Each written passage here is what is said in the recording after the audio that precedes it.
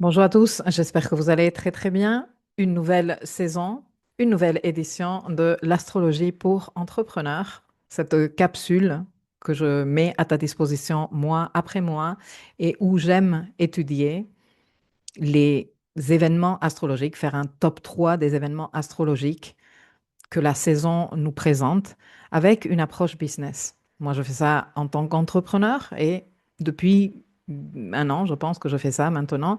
J'aime partager ça avec vous, avec mon audience. Alors, comme je précise à chaque fois, au cas où ce serait la première fois que tu m'écoutes, en tant qu'entrepreneur, moi, je ne peux pas concevoir le climat astral comme une question de une journée ou un petit alignement planétaire rapide. C'est pourquoi je ne retiens ou je retiens la plupart du temps des aspects à caractère moyen et long terme. Et les clés que je fournis, elles vont dans ce sens. Aussi, j'envisage toute entreprise comme un organisme vivant. Et j'aime partager avec toi les transits pertinents à un niveau entrepreneurial pour t'aider à tisser une relation plus solide, plus stratégique, plus complice, plus alignée et durable avec ton entreprise. Après la saison balance, qui est plus centrée sur les relations et la visibilité, arrive la saison scorpion qui, elle, va nous faire descendre en profondeur pour retrouver cette partie de nous où se jouent les mécanismes cachés, les dynamiques de pouvoir et où se tiennent les transformations invisibles qui permettent que la solidité réelle de l'entreprise existe. Comme à chaque saison, j'ai donné un intitulé cohérent avec les énergies des trois configurations planétaires que j'ai retenues. Et cette fois-ci, mon intitulé est Leadership intérieur et transformation stratégique. Et les événements que j'ai choisi de retenir comme une stratégie énergétique sont la boucle rétrograde de Mercure. Mercure sera rétrograde entre Sagittaire et Scorpion du 9 novembre au 29 novembre. Mais le travail avec Mercure rétrograde va au-delà de sa phase rétrograde. La phase rétrograde n'est qu'une des trois phases de sa boucle rétrograde qui a démarré, comme tu peux voir à l'écran, à 20 degrés Scorpion le 21 octobre 2025. C'est le jour où Mercure est passé par ses degrés Scorpion et là, il est entré dans le territoire du zodiaque où il va rétrograder et elle va se terminer le 17 décembre à 6 degrés Sagittaire. Je ne vais pas t'expliquer ici, dans cette leçon, la boucle de rétrogradation de Mercure parce que depuis le début de l'année, tu as une leçon spéciale dans le dossier où tu trouves cette leçon, le dossier Life Mapping, où je t'ai décortiqué toutes les boucles rétrogrades de Mercure de l'année. Donc, je te renvoie, si tu as besoin d'éléments complémentaires, vers là-bas. Ici, nous allons juste comprendre comment on peut se servir de cette boucle rétrograde pour repenser les systèmes de communication et de décision. Cette rétrogradation de Mercure commence avec un trigone de la Lune en Cancer et le Soleil en Scorpion. Il y a un sextile Uranus-Neptune actif, dont on va parler plus tard, lorsqu'on abordera cette configuration majeure, hein, parce que la nouvelle Lune en Scorpion, elle est méga costaud et elle se tient en même temps que le sextile Uranus-Neptune. Et comme toute boucle de rétrogradation de Mercure, c'est un moment pour regarder intérieurement. C'est un moment pour questionner, c'est un moment pour reconsidérer, repenser, réviser, réévaluer.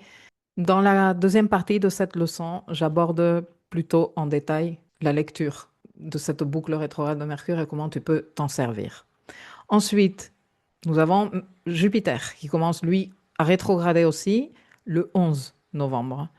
Et il commence sa rétrogradation à 25 degrés Cancer et il va reculer jusqu'au 11 mars 2026 où il sera à 15 degrés Cancer. C'est là qu'il reprendra son mouvement direct.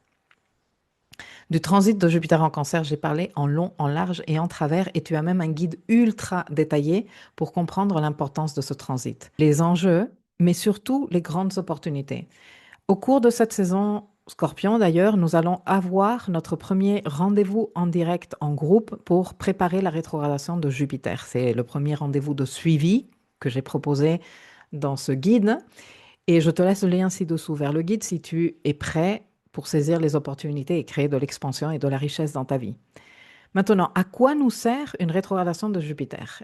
Eh bien, nous avons plusieurs mois devant nous, donc 6, à partir du 11 novembre, pour faire un travail intérieur et trouver l'abondance intérieure, limiter les dépenses en 3D, développer l'expansion de notre certitude intérieure et investir davantage de temps à étudier, à nous former, à nous imbiber des apprentissages dont on a besoin pour arriver à manifester cette croissance jupitérienne dans nos vies.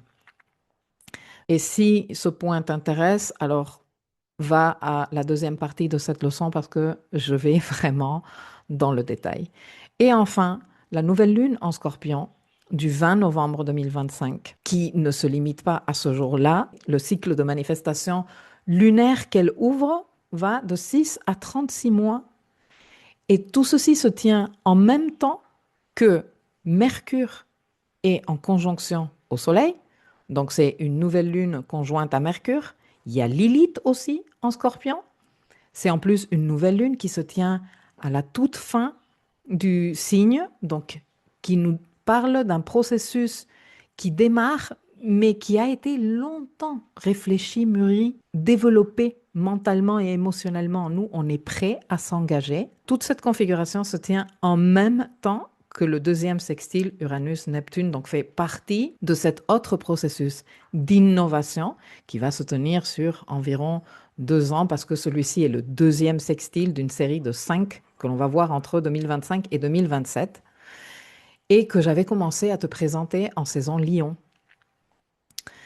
Donc voilà, on est en train de travailler avec tout ça, et parce que tout ceci se tient en même temps que le sextile Uranus-Neptune, il y a une dimension d'innovation et de vision à intégrer qui se met doucement en place. Cette nouvelle lune se tient en plus en opposition à Uranus. Donc il y a une notion de remise en question finale de ce que nous avons été en train de faire jusqu'à présent, les résultats que nous sommes en train d'obtenir pour démarrer sur une base qui serait plus valorisante de notre investissement, de nos ressources, et qui nous demande aussi d'innover, de nous ouvrir à de nouvelles façons, inédites pour nous, ça ne veut pas dire qu'elles n'ont jamais existé dans le monde entier, mais inédites pour nous, de créer de la valeur dans nos vies. Maintenant, point super important numéro 1, dans les thèmes, c'est-à-dire les contrats énergétiques de tous les événements que je viens d'évoquer dans cette vidéo, nous avons un grand trigone d'eau qui se dessine graduellement depuis quelques semaines, dont je parle en profondeur dans une des leçons live mapping. J'ai fait une leçon qui dure presque 1 heure et qui est une figure d'expansion intérieure, de maturité émotionnelle et de responsabilité spirituelle qui en même temps est très soutenante. Elle nous chuchote à l'oreille que nous sommes divinement guidés. Ce grand trigone se forme dans les derniers décans des signes d'eau. Il y a Saturne et Neptune en Poisson, nous avons Jupiter en Cancer et tous les corps qui circulent en Scorpion, Mars, Mercure, il y a Lilith depuis un bon moment, et ensuite arriveront le Soleil et Vénus quand ils arriveront dans ces degrés. Ce grand trigone d'eau joue un rôle fondamental dans tous les processus que je t'ai évoqués ici, qui sont d'une certaine façon reliés les uns avec les autres. Et point numéro 2, super important aussi, c'est que Vénus et Mars sont sur le point d'entrer en phase d'invisibilité. Pendant environ 3 mois, ils ne seront plus visibles dans le ciel. Et la phase invisible des planètes rend l'énergie archétypale de la planète moins disponible à un niveau 3D. J'ai fait aussi une leçon qui sera publiée dans le dossier Life Mapping sur les phases et les dates d'invisibilité, aussi bien de Mercure qui sera invisible de mi-novembre à fin novembre, de Vénus qui sera invisible de fin novembre à mi-février 2026 et de Mars qui sera invisible de mi-novembre à mi-mars 2026. Et dans cette leçon, je t'explique également que veut dire que Mercure soit en phase d'invisibilité, comment te servir de cette information et pareil pour Vénus et pour Mars. Je vais donc m'arrêter ici. Dans la deuxième partie de cette leçon, je t'explique pourquoi ces transits sont si importants pour l'entrepreneuriat et je te donne une lecture intéressante et focalisée business de chacune de ces configurations. Compte tenu du focus du mois et le shadow work, avec toutes ces planètes en Scorpion, notamment Lilith, et avec le fait que toute planète qui entre en Scorpion doit passer par le carré à Pluton, que dans le shadow work, il y a identifier les mécanismes enfouis, les transformer en profondeur. La clé ici est d'en faire un travail de conscience appliqué à la gestion de l'entreprise. Et la saison Scorpion nous invite à descendre dans les sous-sols de notre stratégie pour transformer les ombres en levier de clarté. Alors je précise aussi que personne n'est obligé à faire tout ce que je propose ici. Tu peux être entrepreneur, écouter et dire je n'ai pas l'énergie pour faire ci, ceci n'est pas pertinent pour moi, ceci n'applique pas pour moi. Prends ce qui te convient, ce qui est cohérent avec ta réalité, ce qui t'est au final utile. Moi, j'aborde en profondeur tout ceci pour celles et ceux à qui ça servirait. Celles et ceux à qui la boucle rétrograde de Mercure servirait, ou la rétrogradation de Jupiter, ou la nouvelle lune en Scorpion. On n'a pas besoin de se servir de tout. Ceci étant dit, je te fais un dernier rappel que dans le tableau de bord de la saison, dans la section astrologie pour CEO, tu trouves également des clés sur les transits moyen terme en cours en ce moment. J'espère que cette information te sera d'utilité. Je te souhaite une puissante saison Scorpion et je te dis à très vite.